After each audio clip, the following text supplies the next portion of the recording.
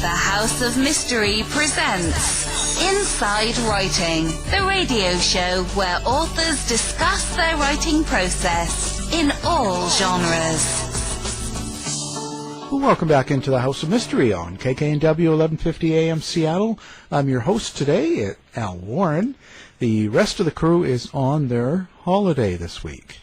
So now we're going to venture into the mystery of religion.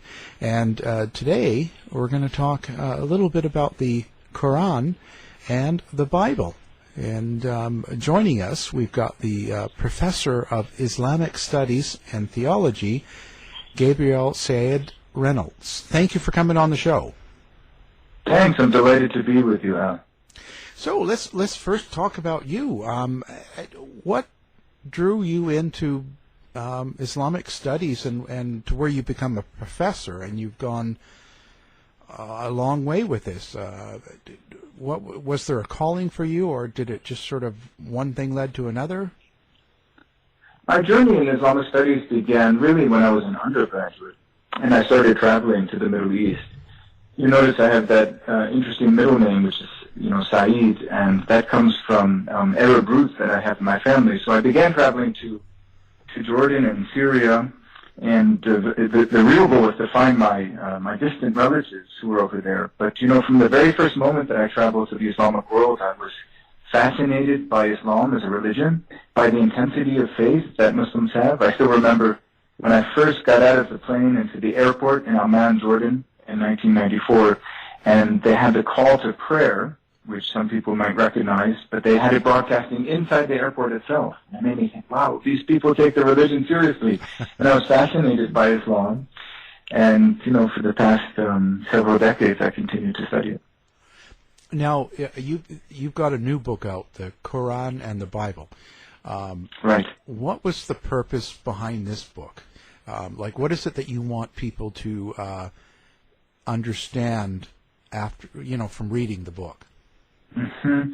Right, so the book is basically an effort to show that the Qur'an and the Bible can be read together, that these two books belong together and not apart. And, of course, we think of the history of religions, and we think of a lot of conflict between religions, maybe between Islam and Christianity and Judaism in particular. Of course, a lot of that is true. There's been a lot of conflict, even violence through the centuries. But when we look at the scriptures and the beliefs in these two religions, we see that there's a lot of similarities. And, even more directly, a lot of people coming from non-Muslim backgrounds have tried to read the Quran, and sometimes they find it a challenging book to read in order to understand its references. Well, what this book does is it shows how the Quran in many of its passages is connected to the Bible, and it's not as strange or foreign or unfamiliar as many people might think.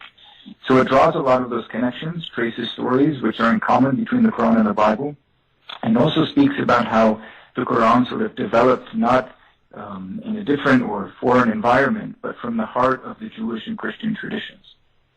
So now these three are Abrahamic faiths, Islam, right, Hebrew, and the New Testament, Christian. Why is there such a distance between them? Right. I mean, that's a lot of picture. Yeah. But yeah, it's an important question, though. I'm glad you raised it. I think a lot of the conflict has to do with the interpretation of the scriptures and the way in which religious leaders through the centuries have developed their own beliefs in opposition to the other religions. But when we look at the Quran and the Bible in particular, we see that many of the characters, for example, are in common. So Adam, Abraham, Moses, Jesus, and Mary are all found in the Quran. Many of the stories about these figures are common as well. So just to begin with the beginning, the story of Adam and Eve in the garden, which is, of course, in the book of Genesis, is also found in the Quran. In fact, it's told many times in the Quran. And so I think when we return to the scriptures and we study them carefully, we can build bridges and see connections between the different faiths. But sometimes it's in the domain of interpretation and the later building up of religious systems and doctrine or dogma that people are divided. Right.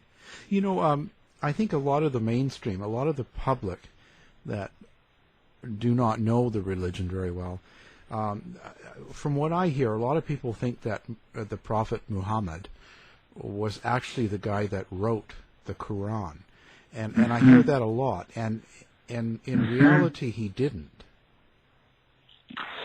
That's a very challenging question. That's sort of the big question for scholars, understanding the authorship of the Quran. But you make a very good point. For Muslims, and that's really important to emphasize, for Muslims, the author of the Quran is God. The traditional picture of the revelation of the Quran is that God revealed the Quran in some sort of mysterious, which is good for your show, mysterious metaphysical way to the angel Gabriel. And then the angel Gabriel brought the Quran down from heaven to earth and spoke the words of God, which he had received, to Muhammad.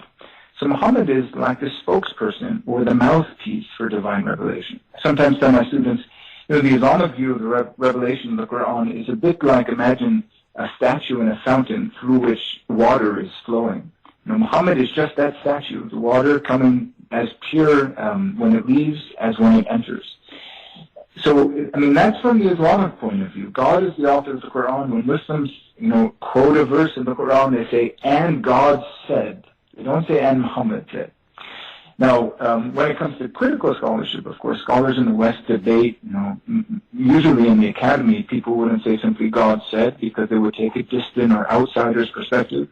And then they'll have lots of debates. Is it in fact Muhammad? Is it more than one author? Is some of it quoted from the Bible? And the book enters into some of those questions. But Muhammad himself didn't want the Quran or any of his teachings written while he was alive. It was done by other people after his death, right? Right. The traditional account is that Muhammad, he would recite the Quran and it would be memorized by his followers. But he was never sure if God might reveal a verse that would replace or abrogate an earlier verse. So there's this tradition that God sometimes would reveal something, and then because circumstances changed, he would reveal something to replace that earlier revelation. So Muhammad's policy basically was, listen, we're not going to write anything down because something could be replaced. We don't want confusion here. And so during his lifetime, according to the traditional story, he never had the Quran recorded, and he didn't write it himself. And it was only after his life, and there are a couple of stories that Muslims tell about this, I enter a little bit into the book, the Quran and the Bible, that a number of Muslims who had memorized the Quran died in battles. And some of the early followers of Muhammad became anxious that with their death, the Quran itself would be lost. Not only would these fighters be lost, but the Quran would be lost that existed only in their hearts or their minds. And so they came to the decision to go to the leader of the Islamic community, known as the Caliph, and demand that the Quran be written down. Wow. So how, with that being said, how is it that we can rely on the different people that have assembled the Quran? That's a very critical point. And for sort of the development or the articulation of Muslim apologetics, the defense of the faith, that's almost as important as arguing for the initial revelation of the Quran from God, right? Because the text that Muslims hold in their hands today is the product of that process that took place, exactly as you said, after the death of the Prophet. And so there's a general consensus that the early Muslim believers who assembled the Quran, and especially the first four caliphs, who were known as the rightly guided caliphs, those first four rulers after Muhammad, that they were very careful in the work they did, and that we can rely that the Quran that is in our hands today, that was passed down to us, is essentially identical to the Quran that Muhammad proclaimed to his followers orally. So you were talking about this, I don't know how to put it in a word, but you were talking about how strongly people felt about their religion in the Arabic communities, and like the prayers in the Quran was only recited in Arabic, and there's different things, and how it's in the airport and stuff. Why is it that the Quran and Islam is so strict, I guess, at their religion as compared to, let's say, Christian or Catholics and Jews even. Right, yeah, that's a very important point. I mean, I think it's true that there's a certain, we could say, universality to Islamic beliefs. You know, there's a saying that Muslims have, which is, Islam is religion and state. The Arabic is deen wa dawla. And, you know, not all Muslims would actually agree with that, but many would. Many would say, yeah, that's accurate, that Islam isn't just about faith, it's not just about spirituality, it's not just about prayer, but it's a complete system of life. This isn't absolutely clear from the Qur'an itself, because the Qur'an actually doesn't have very many rules and laws. But the way that Islam develops in the first centuries is a whole body of literature which develops basically principles for life. And that's for the individual and how he or she conducts his or her daily life, but also for society in questions like economics, politics, ethics. And so you get this code which becomes known, and you know your audience will probably have heard the term Sharia, becomes known as the Sharia, which is this code or this law, which is very global, which covers things as specific as what you can eat or what you can wear, and things like policy on war and peace. And so in some ways, the religion of Islam is articulated through that law. And that's the essence for many Muslims of the religion is law. Not for all Muslims. It's important not to, you know, overemphasize or exaggerate that point, because Islam is diverse after all.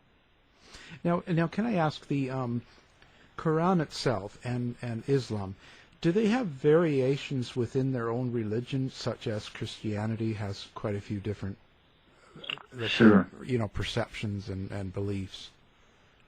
Yeah, that's a great question, right? So there certainly are, and some of it is not seen. So there's the one big division that many people, you know, in the West will be familiar with, which is between Sunnis and Shiites.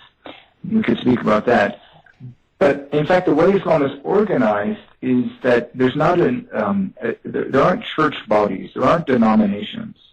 And so within Sunnism and within Shiism, there are many different currents and movements which don't have formal councils or bodies, as a Christian denomination, for example, might have, but which are very distinct. So, for example, Islam as it's practiced in Saudi Arabia, which is largely a form of Islam known as a form of Sunni Islam known as Salafism, that sort of Islam is very different from the Islam that you might find in Indonesia or in the United States. So within Sunnism, within Shiism, there are many different currents, and a lot of it has to do with how the Quran is interpreted and the role that the Sharia, that law, is meant to have in society. Well, who dictates the Sharia with the two different variations? When you have Sunnis and Shiites, like how is Sharia decided, the law of God? Like in which? We at Wondery, creators of Dr. Death, Scamfluencers, and Over My Dead Body, go deeper into complex true crime stories to give you an inside look at the facts. And now we're launching the ultimate true crime fan destination, Exhibit C. It's truly criminal. Wondery's Exhibit C gives you the detective's lens of all of the evidence, taking you step by step through the twists and turns of each true crime case. Join the Exhibit C online community to access exclusive show merchandise, member-only content, and to hear directly from top criminal and social justice experts, witnesses, and investigators as they take us beyond the evidence and into the case file. Join now by following Wondery Exhibit C on Facebook, or find us on the web at WonderyExhibitC.com and listen to true crime podcasts on Wondery and Amazon Music. Exhibit C. It's truly criminal.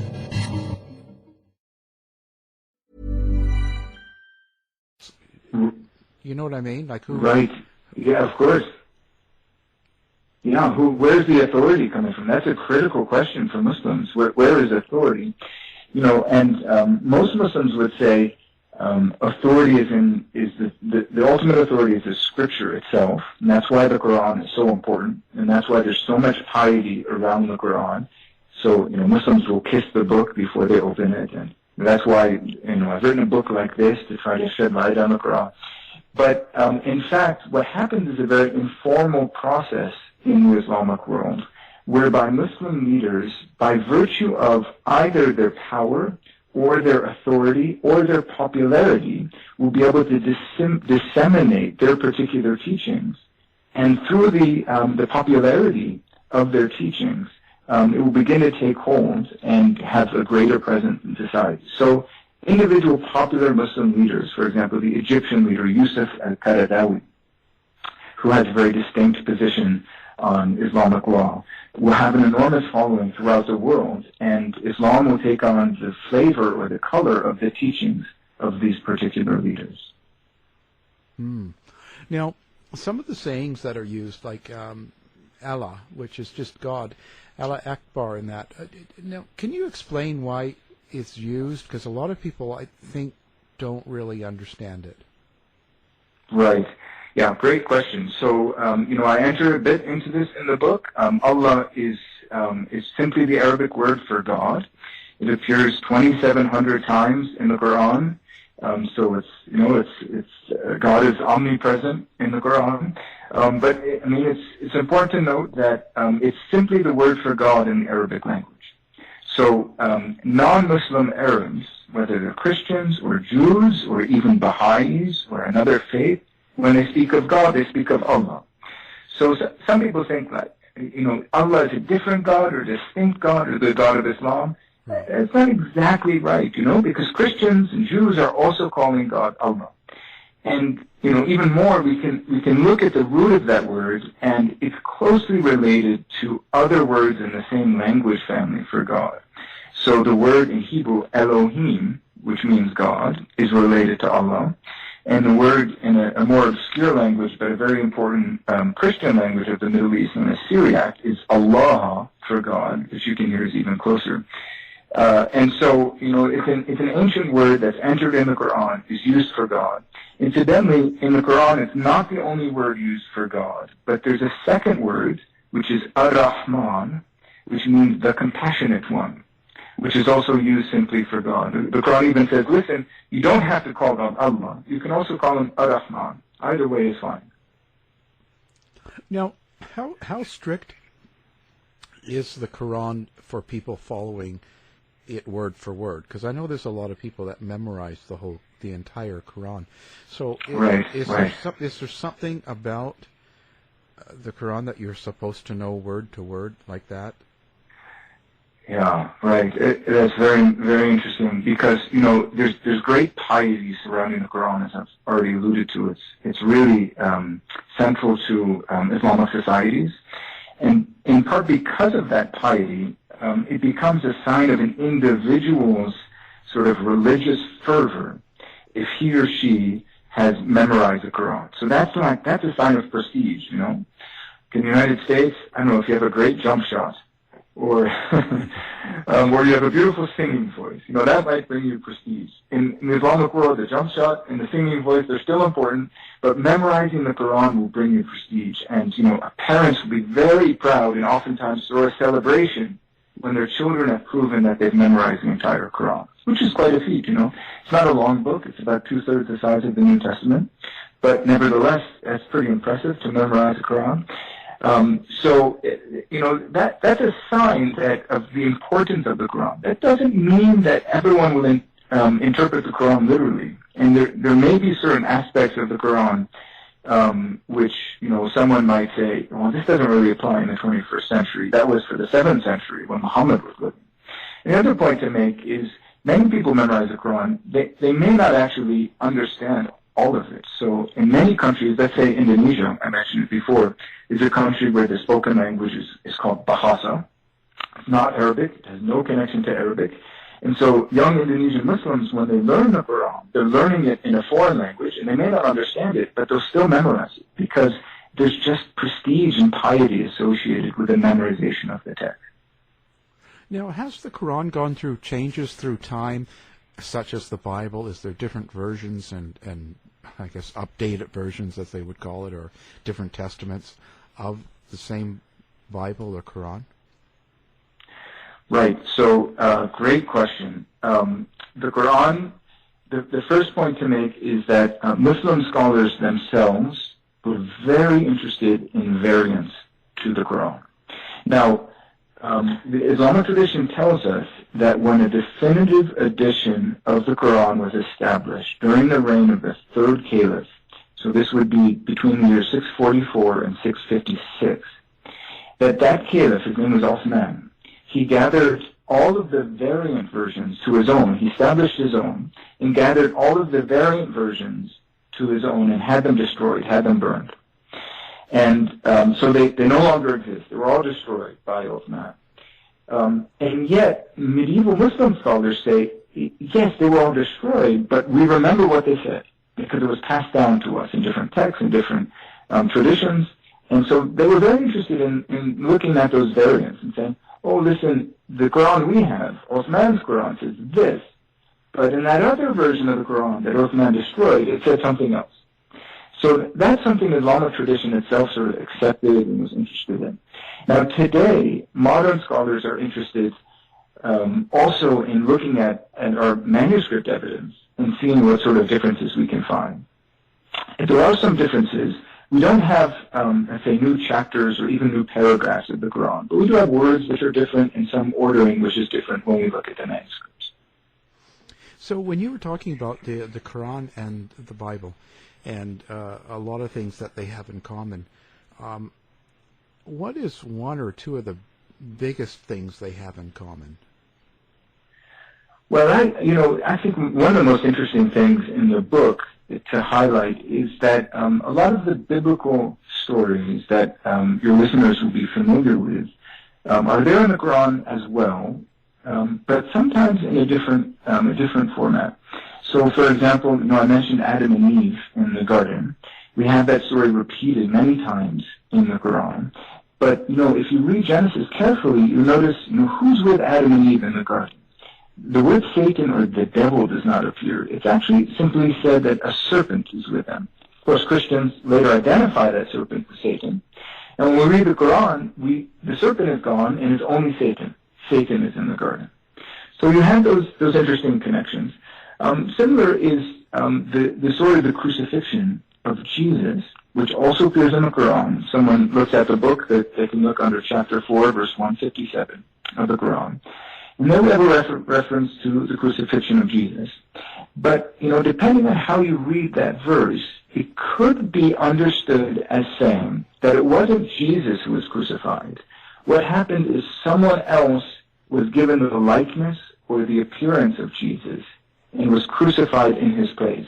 And Jesus escaped the crucifixion entirely and ascended into heaven, body and soul. There are some disputes over that verse, but there's one Muslim scholar who wrote a well-known book saying that the title was Crucifixion, as it's normally spelled, or Crucifixion, F-I-C-T-I-O-N. They're just a fiction that Christians invented, and in fact Jesus was never crucified at all. Oh. Do you say it would be a good thing for Jewish or Christians to read the Quran?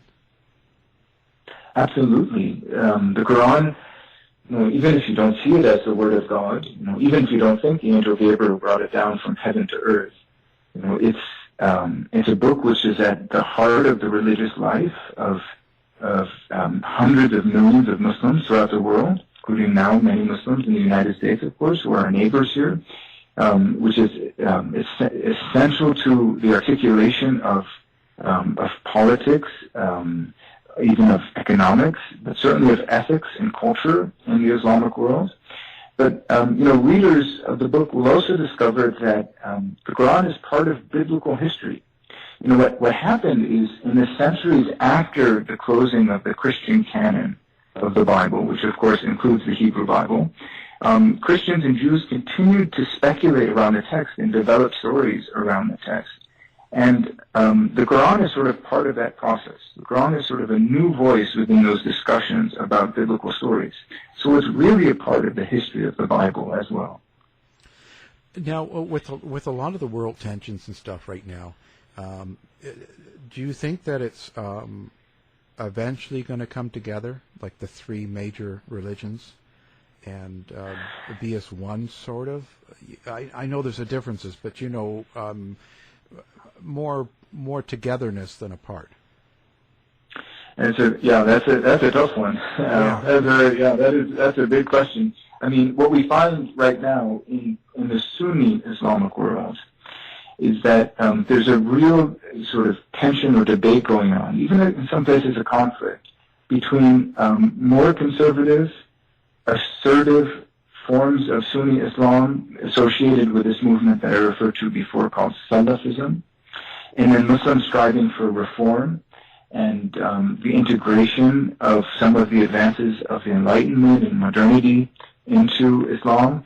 So there's a struggle going on in the heart of the Islamic world right now, and we can see that playing out in some of what we're finding going on in Saudi Arabia and in Turkey and other places these days.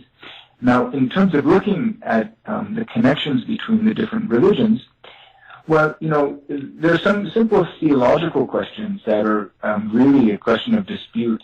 One is, do we all worship the same God? Most Christians would say, of course we worship the same God as Jews do, because we share a scripture. The Old Testament for Christians is the Bible for Jews. It's in a different order and things, but basically it's the Bible for Jews. So we must have the same God. The God of Abraham is also the God of Christians. When it comes to Islam, some Christians will hesitate, The Catholic Church seems to be pretty clear that in its teaching that Muslims and Christians worship the same God. But especially some strands of evangelical Protestantism would be pretty hesitant about that question. So there's a lot of dialogue that needs to go on before there's a real drawing together of the different religions. Well, is there something specific about the Qur'an that makes the evangelicals not think it's the same God? I mean... Right. Yeah. The sticking point is Jesus. It's basically about Jesus. That's really the key question, because at the heart of the Christian claim is this notion of God becoming man, or the incarnation. So this is the heart of Christianity, that God, out of His love for humanity, entered into human history. And the Qur'an is pretty clear that Islamic teaching is that Jesus is not God, is not the Son of God. He was only a prophet. There's even a verse in the Qur'an, readers can open the book and look at chapter 5, verse 72, also verse 73 of the Qur'an, which has, in verse 72, it has Jesus Himself reprimand His followers, saying, listen, I'm just a prophet, God is my Lord and your Lord. And so, it's that question, the relationship between Jesus and God, which for a lot of evangelical thinkers, and by the way, also for a lot of Muslim thinkers, makes them hesitate to say that we actually worship the same God. Wow. Really interesting story and book. Now, the book is out now, and it's called The Qur'an and the Bible, and the author, Gabriel Said Reynolds. Wow. Thank you very much for being on the show. It's been a pleasure. Thank you so much, Alan. To find out more about our show, guests, or to listen to past shows from our archive, please go to www.houseofmysteryradio.com. Show's over for now. Was it as good for you as it was for me? Well, good night. This has been a production of Something Weird Media. I'll be back. Acast powers the world's best podcasts. Here's a show that we recommend. Hi, I'm Helen Lewis, and I want to tell you about a podcast I've made for BBC Radio 4 and BBC Sounds. It's called The New Gurus, and it's about how everywhere you look on the internet, people are giving advice. Advice they claim will transform your life. Advice that gets them thousands, even millions of devoted followers. These online prophets are telling us how to eat, how to think, how to get rich, how to find love, how to manage our time. So how exactly are these gurus changing our lives and the world around us? And who holds them to account? Find out by subscribing to The New Gurus wherever you get your podcasts. Acast helps creators launch, grow, and monetize their podcasts everywhere. Acast.com. You've been listening to the House of Mystery radio show. To find out more about our guests, hosts, or show, go to www.houseofmystery.com. Show's over for now. Was it as good for you as it was for me? Well, good night. This has been a production of Something Weird Media. I'll be back.